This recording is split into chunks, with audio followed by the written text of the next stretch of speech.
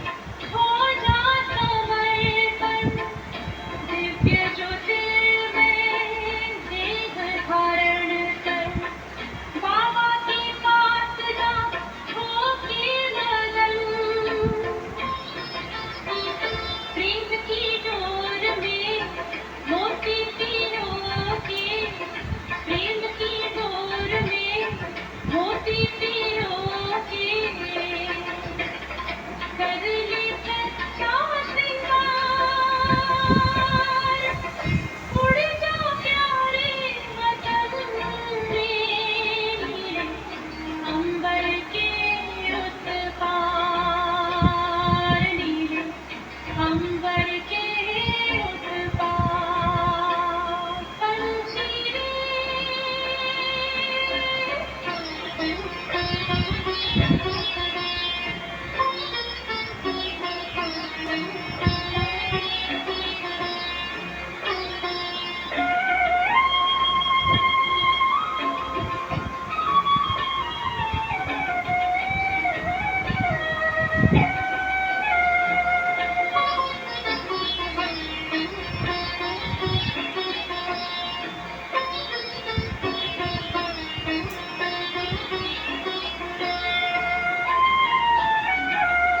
बन के फरिश्ता बाबा से मिलना, देना संदेश हमारा। बन के फरिश्ता बाबा से मिलना, देना संदेश हमारा। याद प्यार हम सबका देना, लावतन का नजारा। सच्ची लगन से बन जा बाबा की, सच्ची लगन से बन जा बाबा की। तू करे तो हार, उड़ जा प्यारे वतन में, अंबर के उस पार हो नीले, अंबर के उस पार पंछी रे।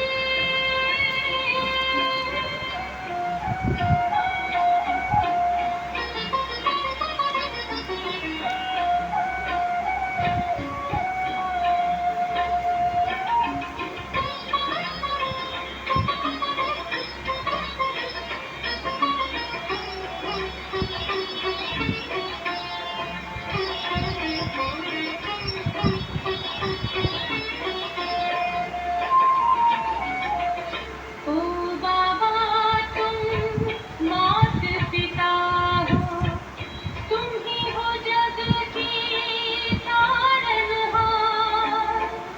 ओ बाबा तुम मात पिता हो, तुम ही हो जग की तारनहार। दुख हरता तुम सुख करता हो, गुणों की भंडार। हम सब सच्चे गाते हैं तेरी, हम सब सच्चे गाते हैं तेरी महिमा अपरंपार। उड़ जा प्यारे वतन में, अंबर के उस पार नीले, अंबर के उस पार पंछी रे। उड़ जा प्यारे वतन में, अंबर के उस पार नीले, अंबर के उस पार हो नीले, अंबर के उस पार।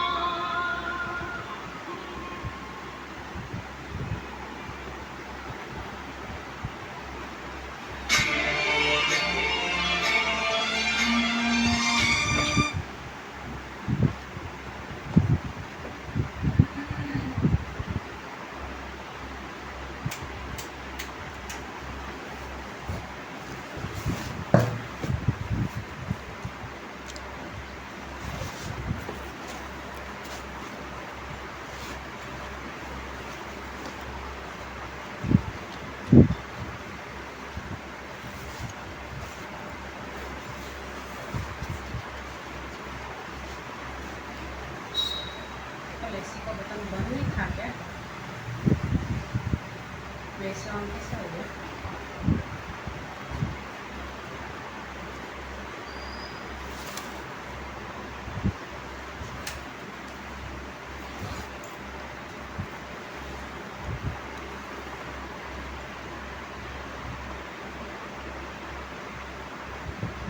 ओम शांति। 29 अगस्त प्यारे बाप दादा की महावाक्य सुनते।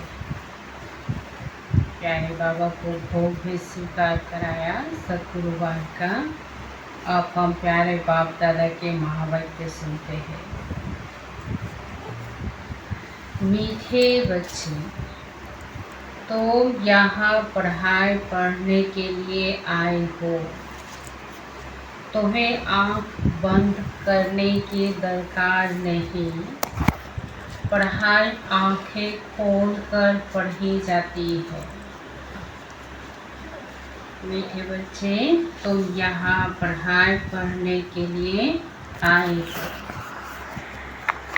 तुम्हें आँख बंद करने की दरकार नहीं। पढ़ाई आँख खोल कर पढ़ी जाती है। विराज का प्रश्न,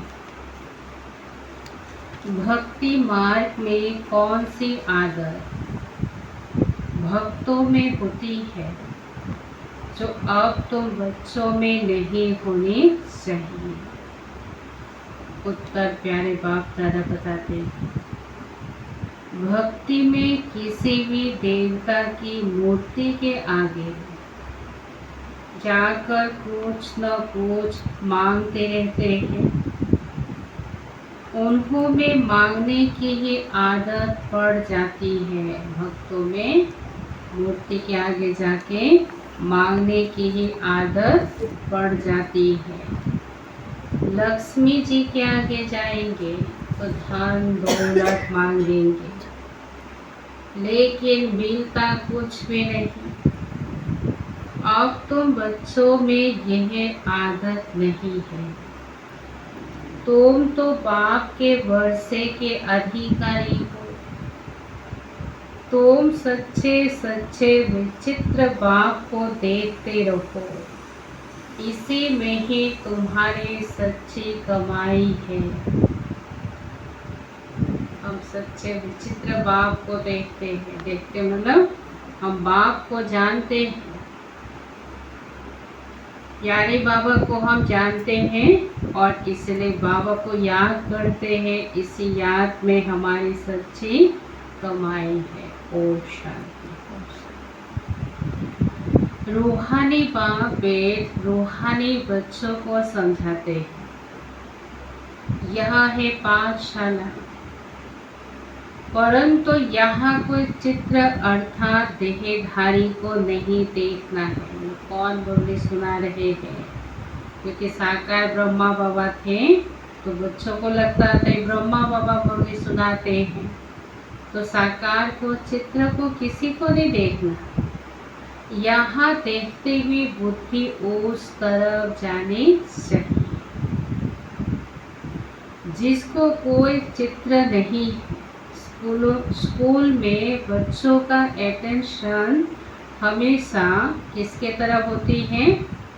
टीचर के तरफ, क्योंकि वह पढ़ाते हैं तो जरूर उनका सुनना है, फिर रिस्पॉन्ड देना है। स्कूल कॉलेज में सबके रिश्ते किसके तरफ होते थे? टीचर के। अगर इधर उधर देखा ना, अगर हमने दीवारों के तरफ आगे पीछे, तो हमारी पिटाई हो जाती थी। बोलते तुम अच्छा तुम ध्यान से नहीं सुन रहे हो, पढ़ नहीं रहे हो, इधर उधर क्यों देख रहे? बिल्कुल हम तक करके हम किसको देखते रहते थे?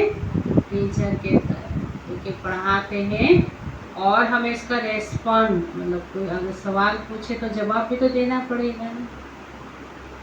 तो यहाँ भी हमारा अटेंशन किसके तरफ हो? चित्र के तरफ नहीं, निराकार बाप के तरफ, क्योंकि बाप हमको पढ़ाते हैं।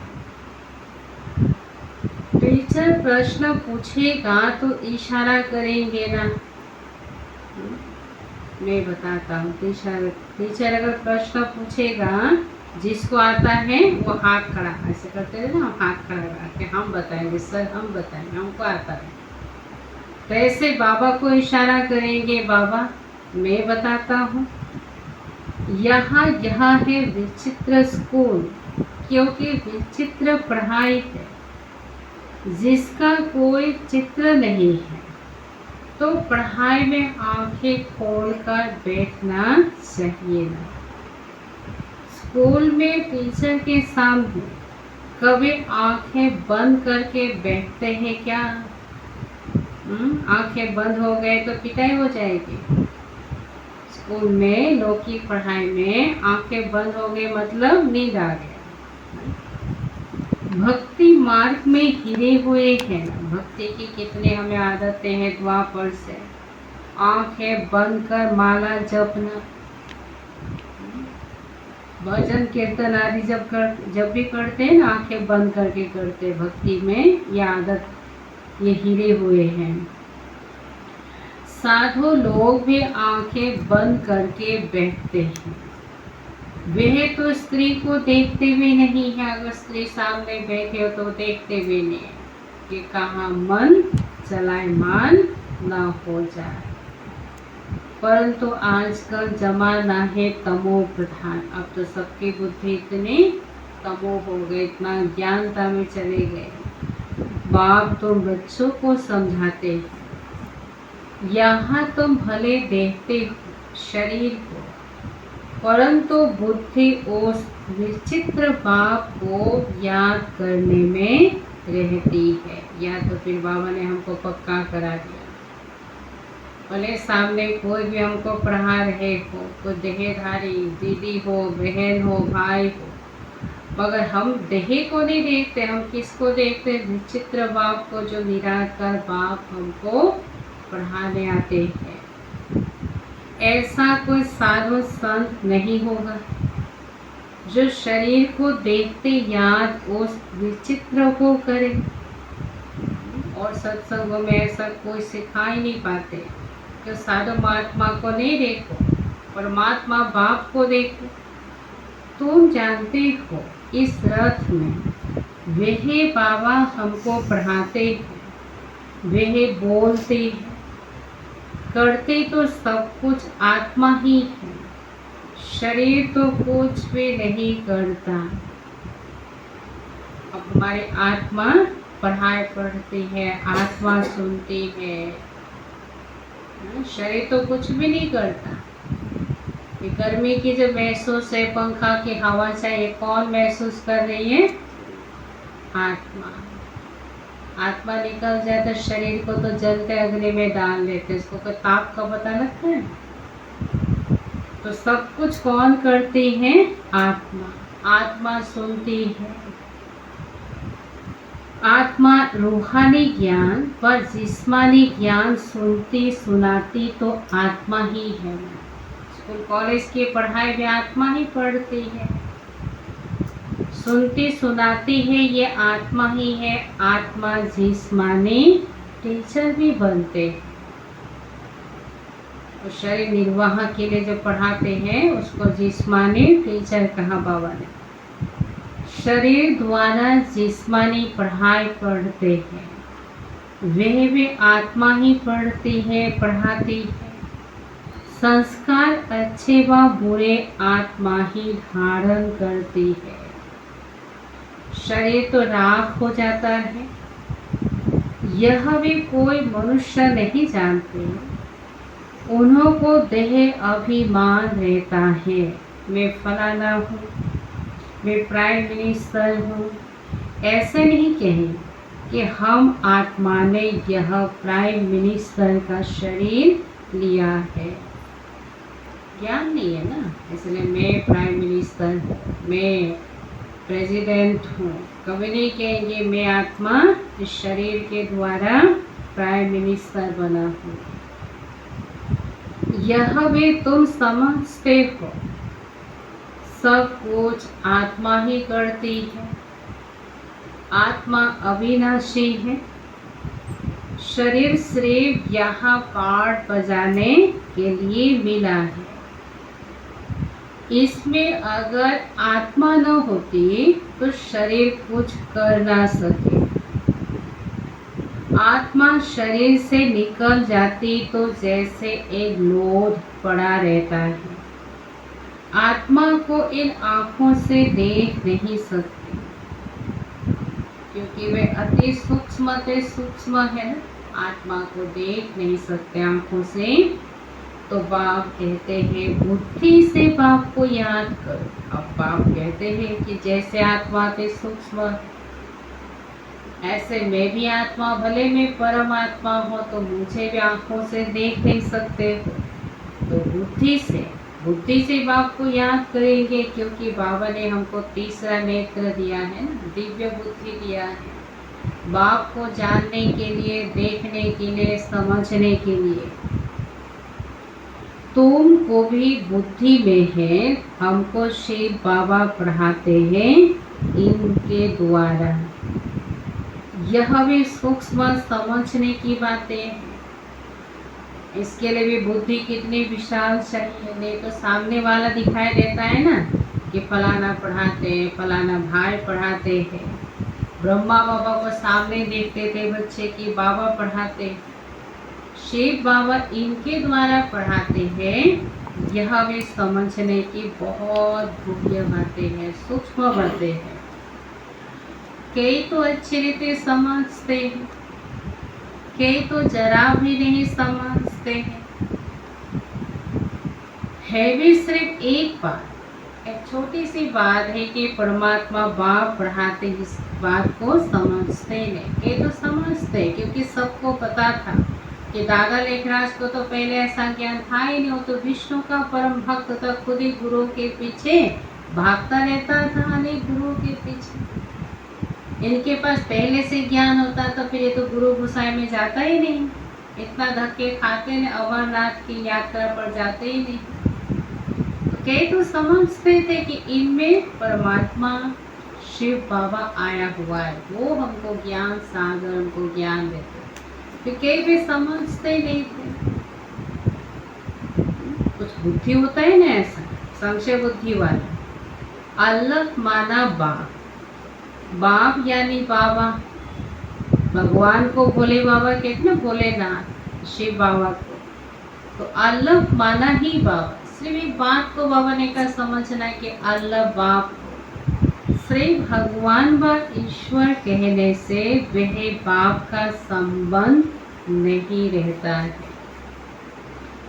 इस समय सब पत्थर बुद्धि के, क्योंकि रचयिता बाप और रचना के आदि मध्य अंत को नहीं जानते। यह वर्ल्ड की हिस्ट्री, जियोग्राफी रिपीट होती रहती है। अभी संगम योग है, यह किसी को पता नहीं है। तुम समझते हो, आगे हम भी नहीं जानते थे। ये संगम योग है, पहले हम भी नहीं जानते थे। तुम समझते हो, आगे हम भी नहीं जानते थे। बाबा आगे तुम्हें यहाँ ज्ञान से श्रृंगारते हैं,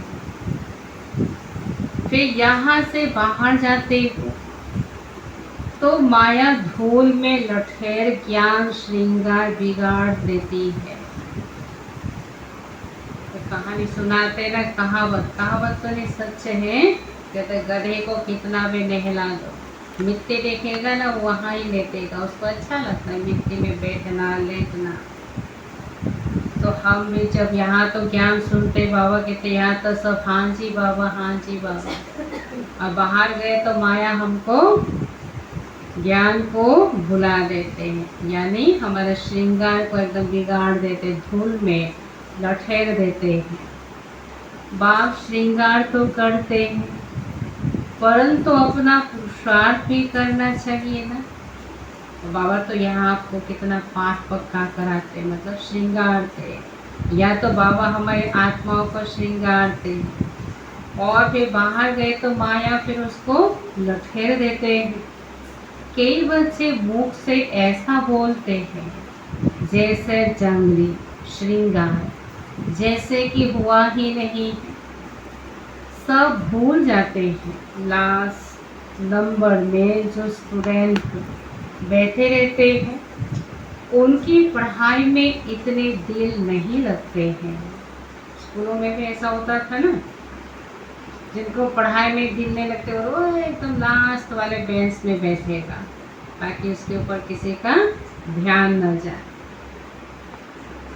हाँ, फैक्ट्री आदि में सर्विस कर साहूकार बन जाते हैं, पढ़ा हुआ कुछ नहीं। ये तो बहुत ऊंच पढ़ाई है। कई कम पढ़े लिखे भी कोई फैक्ट्री, कोई ऐसा व्यापार किया, व्यापार करके कम पढ़ा लिखा भी कभी साहूकार बन जाता है, भले उसने लौकिक स्कूल कॉलेज की पढ़ाई नहीं पढ़ी।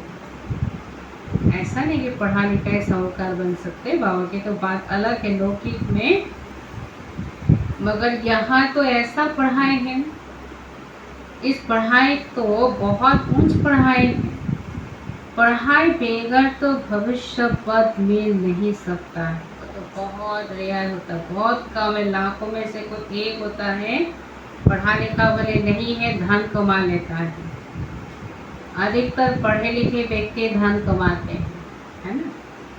तो बाबा कहते हैं पढ़ाई बगैर तो भविष्य पद मिल नहीं सकता।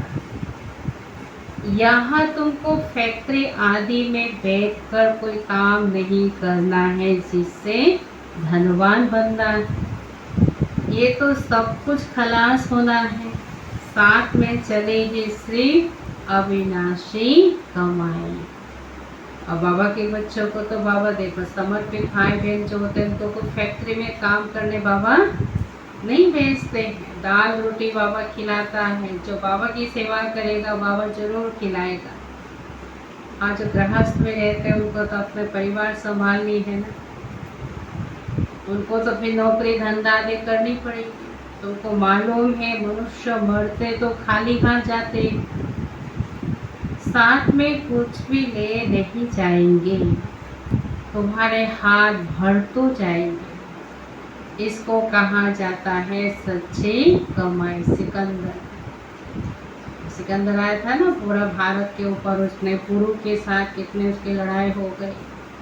अलेक्जेंडर जिसको सिकंदर बोलते थे, उसने कितना धन कमाया, अंत में उसको जब महसूस हुआ धन तो मेरा कोई काम में आया ही नहीं। उसने क्या बोला कि सारे धन बिछा दो रास्ते में, मेरे आरती इसके ऊपर जाए और मेरा हाथ कफन से बाहर हो कि मेरे हाथ मेरे को खाली जा रही है, कुछ भी लेके नहीं जा रहा, सब छोड़कर जा रहा हूँ।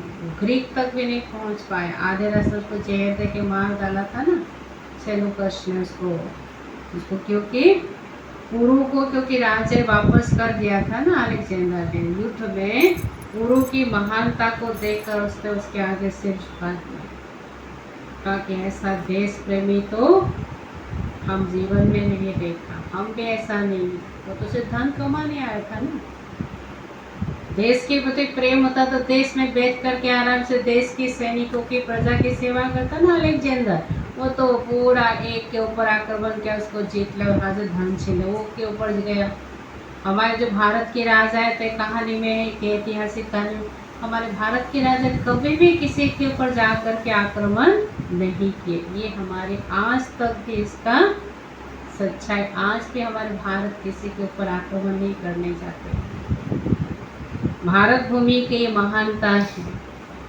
तो बाबा कहते सबके हाथ खाली जाएंगे और तुम्हारे हाथ भर तो जाएंगे। इसको कहा जाता है सच्ची कमाई। ये सच्ची कमाई तुम्हारी होती है 21 जन्मों के लिए।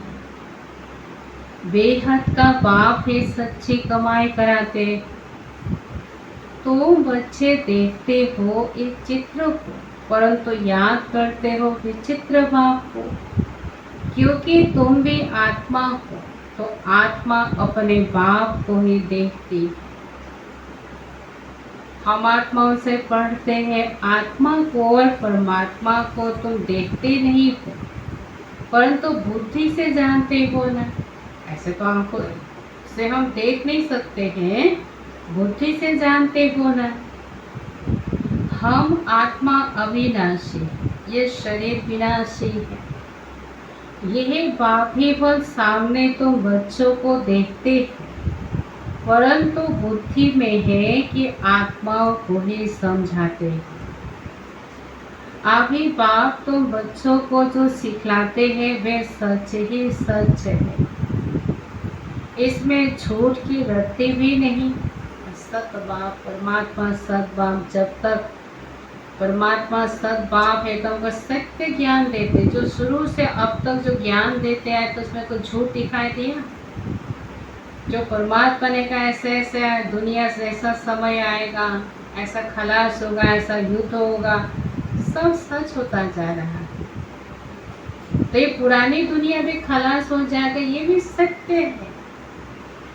तो सत बाप हमको सत्य ही सुनाते, इसमें झूठ की रत्ती मतलब इतनी सी भी नहीं झूठ है। भगवान के ज्ञान में, पढ़ाई में तुम सच खंड के मालिक बनते हो। यह है झूठ खंड, झूठ खंड है कलयुग, सच खंड है सतयुग। तो रात दिन का फर्क है ना, कहाँ सतयुग कहाँ कलयुग। सत्य की दुनिया के वर्णन कर, आज कलयुग की दुखों की दुनिया की वर्णन कर। सतयुग में दुख की बात ही नहीं होती, नाम ही है सुख धाम। उस सुख धाम का मालिक को बेहद का बाप ही बनाएंगे। उनका कोई चित्र नहीं और सबके चित्र है। उनकी आत्मा का नाम फिरता है क्या? उनका नाम ही है शिव। परमात्मा का नाम सदा ही शिव है, इसीलिए भगवान के नाम क्या कि सदा लिखते, सदा है शिव, सदा है कल्याण करने वाला। मनुष्य के नाम क्या कि सदा नहीं लिख सकते, क्योंकि सदा नहीं है ना, वो सदा दानवीर, सदा धनवान, सदा सुखी ऐसे नहीं लिख सकते हैं। और सबको आत्मा ही आत्मा कहते हैं। बाकी शरीर का नाम पड़ता है तो शरीर तो फिर बदलता रहता है, तो हमारे देह का नाम भी बदलता है। हमने कितने जन्म में? 84 जन्म। 84 जन्म में हमको 84 माता पिता भी मिला और नाम भी मिला। शिवलिंग है निराकार, ज्ञान का सागर, शांति का सागर, ये शिव की महिमा है। वह बाप ही है तो बाप से जरूर वर्षा मिलना है। बाप कहने से वर्षा याद आता है। रचना को रचना से वर्षा नहीं मिलता, मतलब भाई को भाई से वर्षा कभी नहीं मिलता। भाई कभी अपने भाई को सारा मिल्कियत का मालिक नहीं बनाएगा। हाँ, रहम करके थोड़ा बहुत गरीब होगा तो थोड़ा कमजोर होगा तो भाई को कुछ दे देगा। पूरा के पूरा मिल्कियत का मालिक नहीं बनाए, भले वो गोद में एक बच्चा लेके आ जाएगा, है ना, किसी और बच्चे को वो बच्चा बना के दे जाएगा, मगर बाप जो है बच्चे को सब कुछ देता है। वर्षा रचयिता ही देंगे अपने बच्चों, अपने बच्चे होते भाई के बच्चों को वर्षा देंगे क्या? आपका बच्चा है ही, फिर भाई के बच्चों को मिलकर देने जाएंगे? यह भी बेहद का बाप अपने बेहद के बच्चों को वर्षा देते। यह पढ़ाई है ना, जैसे पढ़ाई से मनुष्य मेरी तरह नहीं बनते, इंजीनियर बनते, डॉक्टर बनते पढ़ाई वाले से, और पढ़ाई से योग, पढ़ाने वाले से, पढ़ाई से हमेशा योग रहता है। योग मतलब उससे कनेक्शन, उसका याद आता रहता है, क्या पढ़ाई पढ़ रहे हैं, इंजीनियरिंग कर रहे हैं, क्या मेडिकल की पढ़ाई पढ़ रहे हैं, और पढ़ाने वाला टीचर को भी याद करता रहता है। और यहाँ पढ़ाने वाला तो विचित्र बाप देहधारी है ही नहीं। तुम भी आत्मा विचित्र हो तो देहधारी टीचर है ना, उसका शक्ल याद आता रहता, पढ़ाने वाले का नाम याद है ना। अलग अलग सब्जेक्ट का अलग अलग टीचर होता है ना, तो सब याद होता है। और यहाँ हमें पढ़ाने वाला कौन है? विचित्र बाप है, जिसका कोई चित्र नहीं देहरी, इसलिए हम भूल जाते, पढ़ाई को भी भूल जाते हैं, पढ़ाने वाले बाप को भी भूल जाते। तभी तो देखो ना, बाबा के बच्चे 2 साल आएंगे, 1 साल 2 साल आएंगे, फिर कहते हैं अरे कोई मजा नहीं आता, वही पढ़ाई क्या डेली वही पढ़ाई पढ़ते रहो, है ना, फिर छोड़ देते हैं क्योंकि दिखाई नहीं देता है ना परमात्मा। तुम एक आत्मा विचित्र हो। बाप कहते हैं मैं आत्माओं को पढ़ाता हूँ, तुम भी समझो हमको बाप पढ़ाते। ये निश्चय की बात है, निश्चय बुद्धि भी जयंती। हम आत्माओं को पढ़ाते, बाप परमात्मा हमको पढ़ाते। ये हमें निश्चय हो तो हम कभी पढ़ाई को छोड़ ही नहीं सकते। जिनको निश्चय हो गया बाप में, वो इस पढ़ाई को कभी छोड़ नहीं सकते। उसको ज्योतिर्बिंदु बाप में सब कुछ दिखाई देगा। विचित्र बाप के साथ है उनका सर्व संबंधों का महसूस होगा और बाबा अनुभव भी कराता है। वो ज्योतिर्बिंदु बाबा का ही कमाल है। अगर देहधारी होता ना तो आपके घर में 2:30 बजे नहीं आ सकता। वो मेरा देह का पिता रहता आसाम में है, 2:30 बजे अगर मैं उसको याद करो, बोला आ जाओ मेरे को कमर में दर्द है, आ पाएगा? पहले तो टिकट करनी पड़ेगी उसको, टिकट मिलेगा तो आएगा। बुजुर्ग होगा तो कैसे आएगा? मगर शिव बाबा को हम कभी भी याद करें तो बाबा कहते हैं हाँ बच्चा। बाबा भी अपने बच्चों के आगे हाँ जी, जी हजूर। बच्चा जैसे माता पिता को पुकारते हैं, माता पिता कैसे भागते थे। आपका बेटा अगर रात को 2:30 बजे बोले मम्मी आप तो फट के भाग के बोला अरे बच्चा को तकलीफ में होगा, है ना। देखोगे कि 2:30 बज रहे, अरे नींद फिर जाएगी, अरे बेटे का आवाज़ आया ना, विनय भाई भी भाग के आएगा, ममता भाई भी भाग के जाएगी, अरे बच्चे को क्या हो गया अब नहीं नहीं जाएंगे। चलो अच्छी बात है ना, अच्छा स्थिति बनती जा रही है ना। नष्टमा स्मृति लब्ध, जो गीता का श्लोक है अंत का, तो ऐसी स्थिति हो निर्वा मौत मनु का शिकार। अच्छी बात है, हमें धीरे धीरे अपने बुद्धि को हटाना है क्योंकि इसमें हमको दुख भी मिलता है। लौकिक देह रिश्ते नाते में हमारा जितना मोह होता है ना, उतना हमको दुख भी मिलता है, कष्ट होता है। बच्चा अगर कष्ट में होगा तो माता पिता को कितना कष्ट होता है, नहीं? इसलिए हमें मोह को धीरे धीरे त्यागना पड़ता है। तो बाप बार बार समझाते हैं बाप कहते हैं मैं आत्माओं को पढ़ाता, तुम भी समझो हमको बाप पढ़ाते हैं। एक ही बार बाप आकर पढ़ाते हैं, पढ़ती तो आत्मा है ना। सुख दुख आत्मा भोगती है, परंतु शरीर द्वारा। आत्मा निकल जाए तो फिर हम शरीर को कितना भी मारो, जैसे मिट्टी को मारते हो। तो बाप बार बार समझाते हैं अपने को आत्मा समझ, बाप को याद करो। ये तो बाबा जानते हैं, नंबरवार धारणा करते हैं। कोई तो बिल्कुल जैसे बुद्धू है, कुछ नहीं जानते। ज्ञान तो बड़ा सहज है, अंधा लूला लंगड़ा भी समझ सकते हैं क्योंकि वह तो आत्मा को समझाया जाता है। आत्मा लूली लंगड़ी होती है, शरीर होता है। बाप कितना अच्छी रीति बैठ समझाते हैं, परंतु भक्ति मार्ग की आदत आँख बंद करके बैठने की पड़ी हुई है। तो यहाँ भी आंखें बंद कर बैठते हैं जैसे मत वाले। बाप कहते हैं आंखें बंद ना करो, सामने देखते हुए भी बुद्धि से बाप को याद करो, तभी विकर्म विनाश होंगे। कितना सहज है। फिर भी कहते हैं बाबा हम याद नहीं कर सकते। अरे लौकिक बाप जिससे हद का वर्षा मिलता है, उनको तो मरने तक भी याद करते हैं।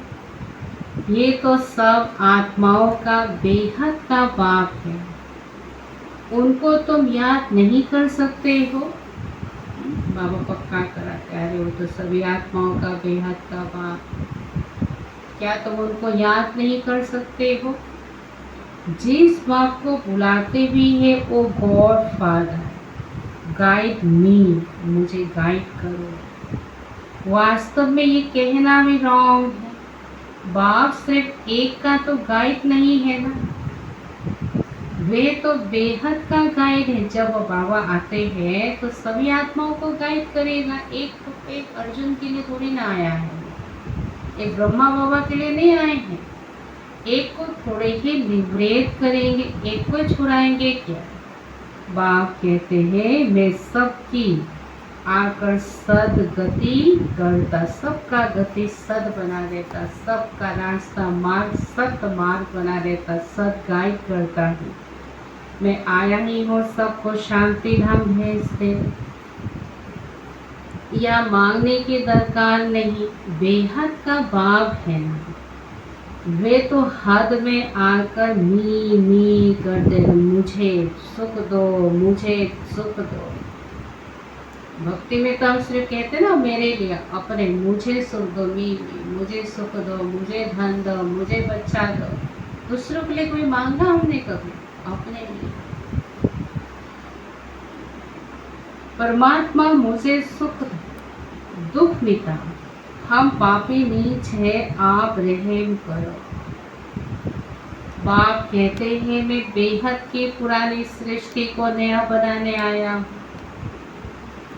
नई सृष्टि में देवता रहते हैं, मैं हर 5000 वर्ष के बाद आता हूँ। जबकि तुम पूरे पतित बन जाते हो। यह है ये आसुरी संप्रदाय। सद्गुरु तो एक ही है, सच बोलने वाला। वे बाप भी है, टीचर भी है, सद्गुरु भी है। बाप कहते हैं ये माताएं है, स्वर्ग का द्वार खोलने वाली है। लिखा हुआ भी है गेट वे टू हेवन। हमारे मोहम्मदपुर के गेट में ऐसा लिखा हुआ था, गेट टू गेट वे, कि गेट रास्ता है स्वर्ग में जाने का, ऐसा लिखा हुआ था।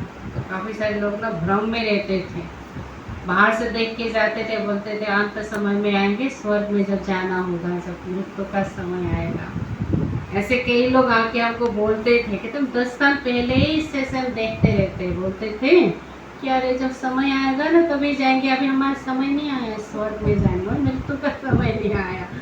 फिर धीरे धीरे उस गेट को फिर हमने हटा दिया, सोचा कि सबको मतलब ज्ञान तो है नहीं, स्वर्ग में जाने का रास्ता लिखेंगे तो क्या समझेगा, वही समझेगा ना। हमारे जो मोहम्मदपुर के सेंटर है ना, उसके गेट में बड़े बड़े अक्षर में लिखा होता था, तब ममता बनर्जी ने बहुत लक्ष्मण जी के समय पर लिखा होता था। परंतु यह भी मनुष्य समझ थोड़े ही सकते हैं, नरक में पड़े हैं ना तब तो बुलाते हैं। अब बाबा तुमको स्वर्ग में जाने का रास्ता बताते हैं। बाप कहते हैं मैं आता ही हूँ पतितों को पावन बनाने। बाबा क्या कहते हैं, मैं आता ही हूँ पतितों को पावन बनाने और वापिस ले जाने। अब अपने को आत्मा समझ बाप को याद करो तो तुम्हारे पाप कब जाएंगे। सबको एक ही बात सुनाओ कि बाप कहते हैं माया जीते जगत जी, तो माया जी जगत जी बनो। मैं तुम सबको जगत का मालिक बनाने का रास्ता बताता हूँ। फिर लक्ष्मी की दीप माला पर पूजा करते हैं, उनसे धन मांगते हैं। ऐसे नहीं कहते, दीपावली के दिन ऐसे नहीं कहेंगे हेल्थ अच्छी तो निरोगी काया दो है लक्ष्मी देवी महालक्ष्मी। महालक्ष्मी को बिठाते हैं ना 4 भुजा वाली, आयु बड़ी दो, ऐसे नहीं कहेंगे। क्या कहेंगे, हे महालक्ष्मी धन दो। मी करेंगे तो इनके मुझे दो, किसी के लिए भी नहीं बोलेंगे। तो बाप तो तुम तो बाप से वर्षा ले, तो वर्षे में भी सब कुछ आ जाते हैं ना। वर्षे में तो बाप के पास जो भी सब बच्चों को मिलेगा।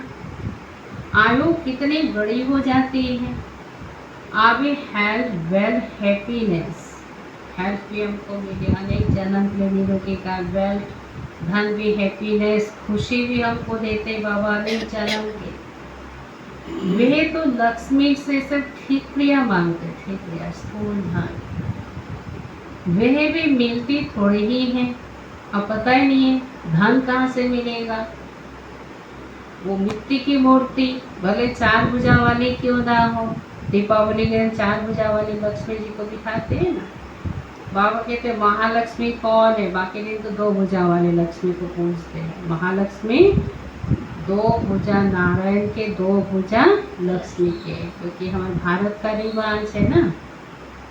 कोई भी पतिव्रता नारी पति से बिना पूछे तिनका भी किसी को ना देते हैं ना लेते हैं, ऐसा हमारे प्राचीन काल से रिवाज बना हुआ है। तो प्यारे बाबा बताते हैं तो लक्ष्मी जी भी धन कहाँ से देगी। लक्ष्मी को सब बुलाते तो लक्ष्मी जी अपने नारायण को भी साथ लेके आते हैं।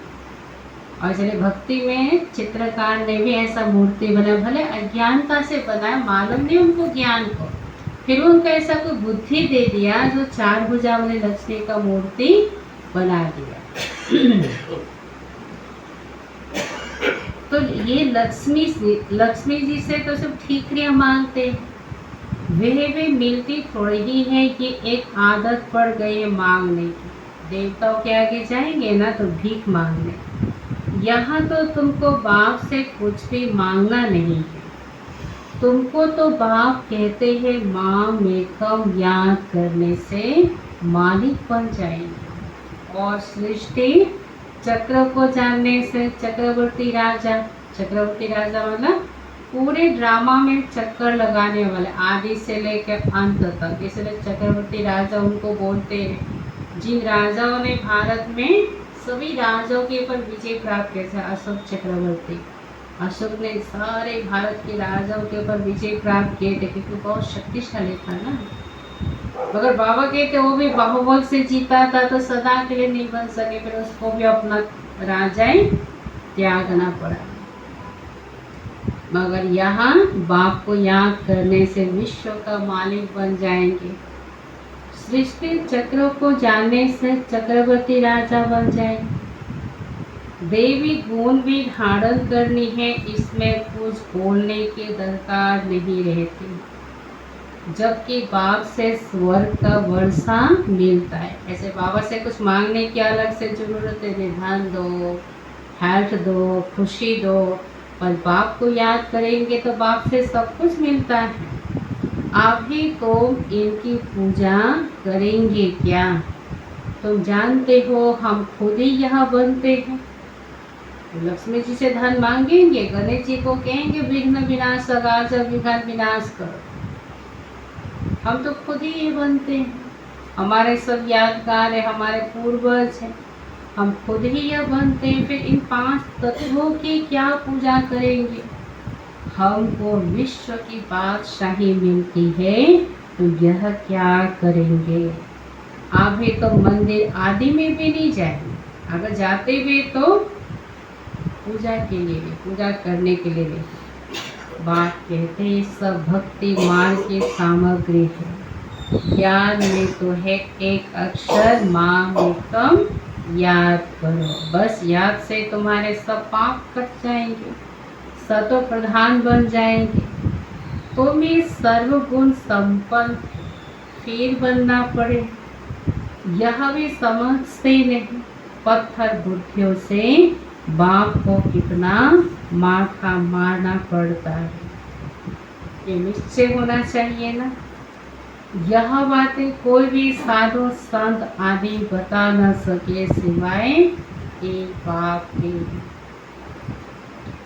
यही कोई ईश्वर थोड़े ही है, ये तो बहुत जन्मों के अंत में है। मैं प्रवेश ही उनमें करता हूँ जिसने पूरे 84 जन्म लिए। गावरे का छोरा था, दिखाते ना श्री कृष्ण में बाल ग्वाल, कहाँ गोकुल में गांव के बच्चों के साथ पले बड़े हुए, खेले कूदे। तो ये भी एक साधारण दादा लेखराज का भी जन्म सिंह हैदराबाद गांव में, गांव का छोरा था ना। तो श्याम सुंदर बनते हैं, ये तो पूरा गावरे का छोरा था। फिर सब कुछ जब सब कुछ साधारण बना तो बाबा ने प्रवेश किया, क्योंकि इतनी भट्ठी बननी थी, इतनी भट्ठी मतलब इस संस्था की स्थापना होनी थी, इसलिए इनमें प्रवेश किया।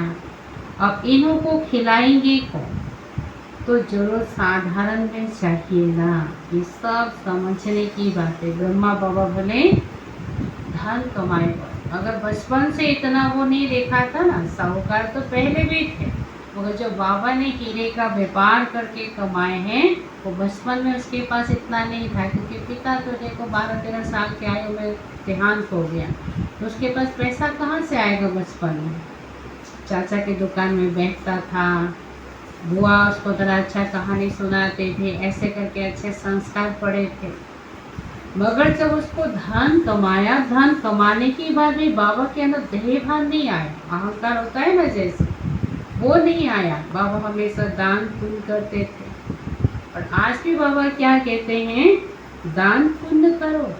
जैसे कोई बीमार है, हमको पता है अच्छा उसको दवाई खरीदने को पैसा नहीं, दवाई खरीद दिया, वो बहुत बड़ा पुण्य है। किसी को हॉस्पिटल में जाके एडमिट करा, बहुत बड़ा पुण्य है।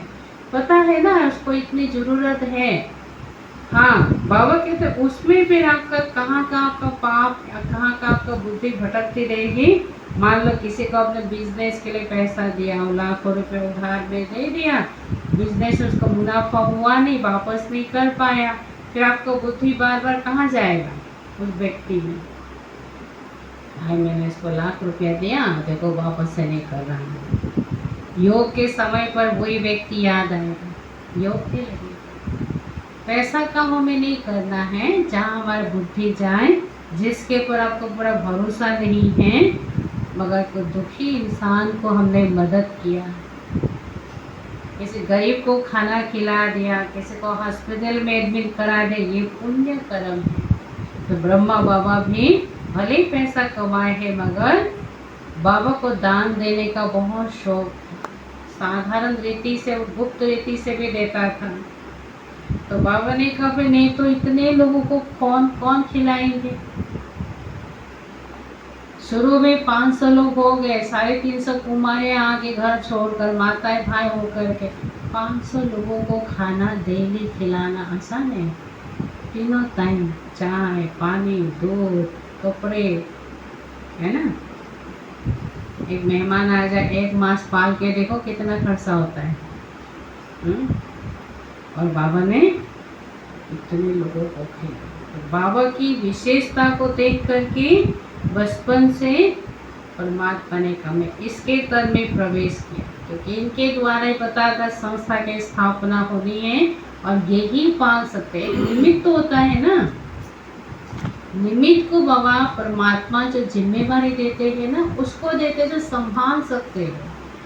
और ट्रस्ट में भी मुखिया उसी को बनाएंगे ना, जिनको पता है कि हाँ इसके ऊपर विश्वास कर सके, पूरे ही यूनियन को, पूरे ही ट्रस्ट को, इसको संभाल सकेगा। सबको थोड़ी ना बनाएंगे। सिख धर्म हो, जैन धर्म हो, फलाने धर्म हो, ईसाई धर्म हो, किसी भी धर्म में उसी को गति दिया जाता है, वो संभालने के लायक होगा। तो शिव बाबा भी ब्रह्मा बाबा के तन में इसलिए प्रवेश हुए। बाप खुद कहते मैं के बहुत जन्मों के अंत में प्रवेश करता हूँ। जो सबसे पतित बना है फिर पावन भी वही बनेंगे। 84 जन्म इसने लिए हैं तत्व, मतलब तुम भी ऐसा बनते हो। एक तो नहीं ना, बहुत है ना, राजधानी है ना, एक लक्ष्मी नारायण, एक राधे कृष्ण, क्या करेगा हुआ। सूर्यवंशी चंद्रवंशी बनने वाले ही यहाँ आते हैं, नंबरवार पुरुषार्थ अनुसार, बाकी ठहर नहीं सकेंगे। देरी से आने वाले ज्ञान भी थोड़ा ही सुनेंगे। देरी से आएंगे, अंत में आएंगे, क्या ज्ञान सुनेंगे। इतना 36 से जो सुन रहे हैं, हम तो कब है, हम 98 में, तो पहले से इतने लोग सुन रहे हैं, इतने बड़े बड़े दीदियाँ दादियाँ, तभी तो इतने अपनी स्थिति 100 साल की आयु हो गए, उनकी स्थिति ऐसी बन गई जैसे चैतन्य देवी। आप पूजा दादी जी देखो, दादी जी कितने साल बीमार रहे, पता है, बहुत साल, 8-10 साल शायद, वो भी बॉम्बे हॉस्पिटल, बहुत महंगी हॉस्पिटल है। और वो दादी के लिए पूरे देश से, भारत नहीं विदेश से भी सहयोग देना पड़ा, क्योंकि एक दिन का के लाखों का खर्चा होता था। कैंसर था ना? कैंसर था ना? हाँ, बहुत सारे थे। मतलब कहने का भाव, सबने सोचा कि चैतन्य दिव्य इसको हमें कैसे न कैसे करके अपने सामने रखना, भले ज्ञान न सुनाए, दृष्टि देती रहे, हाथ ऐसा करे तो भी अच्छा लगता था। दादी स्टेज में आके, दादी जानकी जी, दादी गुलजार जी ऐसे आके हाथ करते थे, दिल ऐसा हो जाता था गदगद कि दादियों के सामने, दादियाँ हमारे सामने, हम उनके सामने। और इसीलिए हर महीने हर कोई यथाशक्ति पैसा भंडारे में डालते दादी की इलाज के लिए, तभी इतने साल जी पाए। चैतन्य देवी तो देखो कितनों से सफल करवाया। तो ये है सबसे बड़ी बात कि आत्माओं ने कितना पुरुषार्थ किया। कहाँ शुरू से उन्होंने पढ़े, अनेकों को पढ़ाया, कहने का भाव।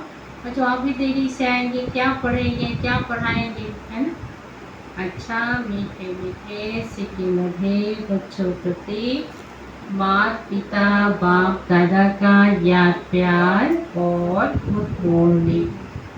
रूहानी बाप के रूहानी बच्चों को नमस्ते। हम रूहानी बच्चों के रूहानी माता पिता बाप दादा को याद प्यार, गुड मॉर्निंग और नमस्ते नमस्ते। अब है धारणा के लिए मुख्य स्थान। बाप जो ज्ञान श्रृंगार करते हैं उसे कायम रखने का पुरुषार्थ करना है। माया के धूल में ज्ञान श्रृंगार बिगाड़ना नहीं है। पढ़ाई अच्छे रीति पढ़कर अविनाशी कमाई करनी है। फिर दूसरी है, इस चित्र अर्थात देहधारी को सामने देखते हुए बुद्धि से विचित्र बाप को याद करना है। आंखें बंद कर बैठने की आदत नहीं डालनी है। बेहद के बाप से कुछ भी मांगना नहीं है। सिर्फ बाप से रिश्ता जोड़ो, बाबा से पक्का निश्चय बुद्धि बंद कर रिश्ता जोड़ो, बाबा को याद करो, बाप से कुछ मांगने की दरकार नहीं, बाप सब कुछ देगा।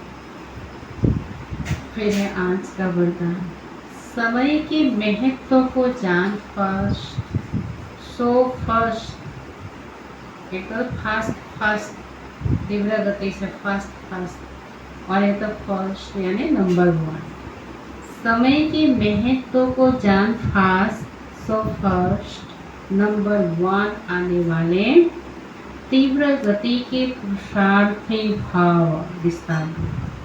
अव्यक्त पार्ट में आई हुई आत्माओं को लास्ट, सो फर्स्ट। देखिए अभी जो है अव्यक्त पार्ट है ना, हमने साकार ब्रह्मा बाबा को नहीं देखा, हमने गुलजार दादी जी के द्वारा बाप दादा से मिलन मनाई। उसके बाद आप देखिए वो मिलन भी समाप्त। अब बिल्कुल सूक्ष्म वतन का अनुभव, मधुबन जा तो फिर वो रिकॉर्ड तो दिखाते हैं। और सूक्ष्म वतन का अनुभव को अंत में आने वाले आत्माओं को इसलिए last, so fast, so fast यानी तीव्र गति के, सो फर्स्ट यानी नंबर 1 आने का वरदान प्राप्त है।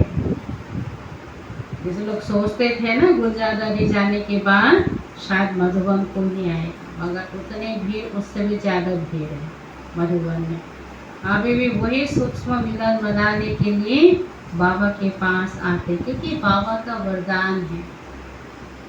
लास्ट में आने वाला में फास्ट जाएगा और फर्स्ट नंबर 1 जाने का पुरुषार्थ भी करेगा। 4 महीने पहले सब टिकट फुल हो गया है मधुबन जाने का। हमको जाना है दिसंबर महीने में, और हमको लेट हो गई, राखी के दिन टिकट बुक कराना था, मैं भूल ही गई। राखी का त्यौहार हमने इतना मनाया और सब ट्रेन फुल। हम फिर एक पोरबंदर में मुश्किल से टिकट मिल गया पोरबंदर में। और वापसी का भी हमने कहा अहमदाबाद से 200-300 एक्स्ट्रा रुपया दे करके टिकट बुक कराया। वापसी का 19 तारीख तक टिकट बुक नहीं हो सकता है, वहाँ पे 19 तक। फ्लाइटिंग चलती हैं है, फ्लाइटिंग चलती है वहाँ पे। फ्लाइट बोल रहे हैं, फ्लाइट नहीं चलती है। फ्लाइट कहाँ तक जाओगे? अहमदाबाद फायदा नहीं ना, डबल खर्चा है ना। अब यहाँ से इतना महंगा फ्लाइट में जाओ, अहमदाबाद से भी 6,000 का गाड़ी बुक करो, उतना पॉकेट में हो तब तो ना। इतना फालतू खर्च करने के लिए बाबा ने कहा ही नहीं ना। तो इसलिए बाबा ने कहा ये अव्यक्त पालना सहज ही शक्तिशाली बनाने वाली है। इसलिए जितना आगे बढ़ना चाहो बढ़ सकते हो। बाप दादा और निमित्त आत्माओं की सर्व के प्रति सदा आगे उड़ने की दुआएं होने के कारण तीव्र गति के पुरुषार्थ का भाग्य सहज मिला हुआ है। यह श्लोक निराकार सो साकार के महामंत्र की स्मृति से निरंतर योगी बनो। निराकार सो साकार के महामंत्र की स्मृति से निरंतर योगी बनो। तो ये आज के प्यारे बाप दादा के महावत, तुम यहाँ पढ़ाई पढ़ने आए हो तो मैं आँख बंद करके बैठने के दरकार है, क्योंकि पढ़ाई जो है आँख खोल कर पढ़ी जाती है। फिर भक्ति मार्ग में कौन सी आदत भक्तों में होती है और तो बच्चों में नहीं होनी चाहिए। भक्ति में जो है देवी देवताओं के मूर्ति के आगे जाके मांगना, मी कहेंगे, बाबा कहते हैं मुझे दो सब कुछ मुझे दो। और हम बच्चों में ये मांगने की आदत नहीं होनी चाहिए। तुम तो बेहद के बाप के बच्चे बनते हो ना। बच्चे तो बाप के भरोसे के अधिकारी होते हैं। तुम सच्चे दिल से सच्चे बाप से रिश्ता जोड़ो, विचित्र बाप को देखते रहो, इसमें तुम्हारी सच्ची कमाई है। ये कमाई हमारे साथ जाएगी। आज का इशारा है सदा विजय के उमंग उत्साह में रहो, ना उम्मीदों के संस्कार ना हो, हाय होगा नहीं होगा ना उम्मीद, ये संस्कार नहीं होने चाहिए। सदा विजय के उमंग उत्साह में रहो। हम कल के विजय आत्माएं विजय बने रहेंगे, ना उम्मीद होपलेस, ऐसा संस्कार नहीं होना चाहिए। कोई भी मुश्किल कार्य इतना सहज अनुभव हो जैसे कोई बड़ी बात नहीं है, क्योंकि अनेक बार ये कर चुके हैं। कितनी भी कोई मुश्किल आए, बड़े से बड़े पहाड़ जैसे मुश्किल आए, मुश्किल अनुभव नहीं। हाँ आ रहा है तो बाबा को याद करना है। बाबा ने कल पहले भी हमको विजयी बनाए थे, अब भी हम विजयी बनेंगे। अनेक बार हम विजयी बने हैं तो इस बार भी विजयी होंगे। ना उम्मीद में होपलेस नहीं होना है। कोई नई बात हम नहीं कर रहे हैं, कई बार की हुई को रिपीट कर रहे हैं। ये स्मृति विजयी बना देगी, है ना। मैं भी हर पल ये स्मृति में लगता। अनेक बार कितने बार ड्रामा में हमने ग्रीन पार्क में बाबा का सेंटर बनाया, बाबा का घर बनाया, बाबा का झंडा ले आए। हम कल के विजयी हैं, विजयी बनेंगे। कि पहली बार हम नहीं किए हैं, भले बड़े बड़े पेपर आते हैं, अगर ये पहली बार नहीं किए हैं, ये इस बार भी विजयी होंगे। बाबा हमारे साथ है ना, और विजयी बना देता है बाबा। पल भर में वो परिस्थिति भी समाप्त। तूफान तो हर पल आती है ना। देखा ना, सवेरे से इतनी बरसात है, गुरुवार का दिन है, जो कभी नहीं आते गुरुवार को आते हैं।